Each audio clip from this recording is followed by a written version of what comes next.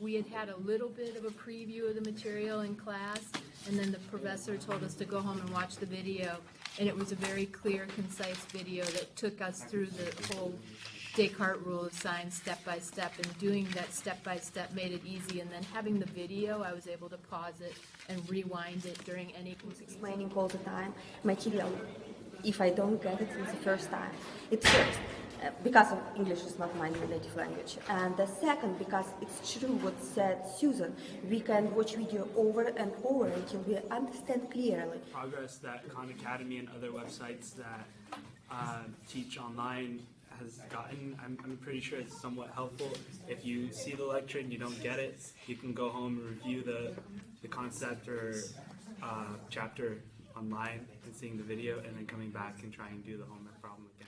Because it takes away the purpose of buying a textbook, which nobody wants to buy anyways, and then you don't have any questions, or you don't have anybody to ask a question to once you have a question if you're watching the video. That's why teachers did.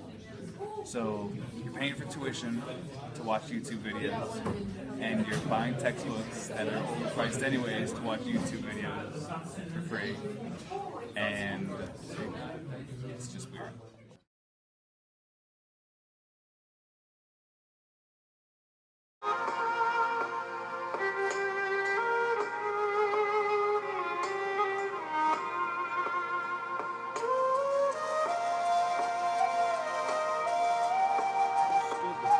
Better knowing Ron Fidley's video by watching it and realizing it was just exactly the same as Seed Folks.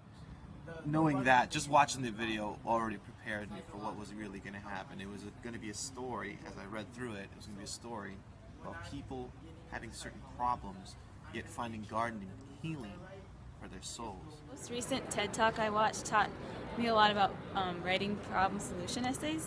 Basically, the speaker was telling a story, but he was presenting a problem, and continually came back to the problem, and then continually also presented his solution.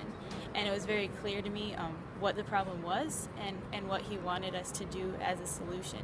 And I look forward to writing more problem solution essays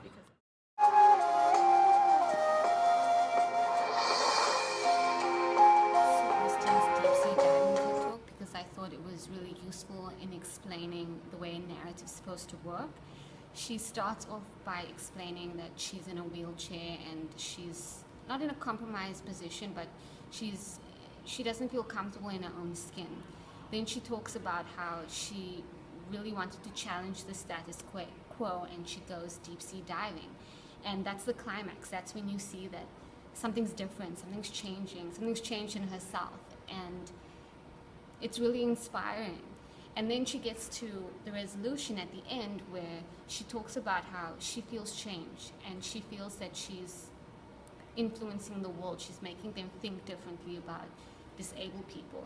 And I thought it was inspiring, I thought it was really interesting, but most of all, I thought it was useful because it takes you on a journey, and that's what storytelling is. Oh yeah, this is Baldy Wallace class. I'm talking about illustration and examples, things that you can use it in. It's really adding color to your writing and adding examples, excerpts from passages, from books maybe, or maybe things you come up with inside your own. Well, I recently watched One American Hero, and in that one, she was using a lot of examples, but she was acting them out. And she was using about, how you see life in different perspectives from different people. So you could as well use it like that in presenting a project or any case like that.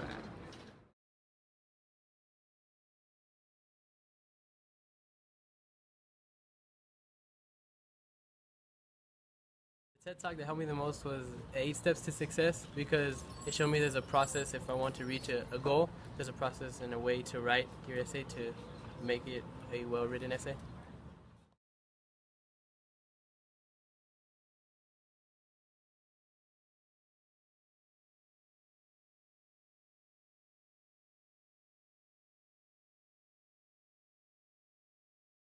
The TED Talk I enjoyed was this lady.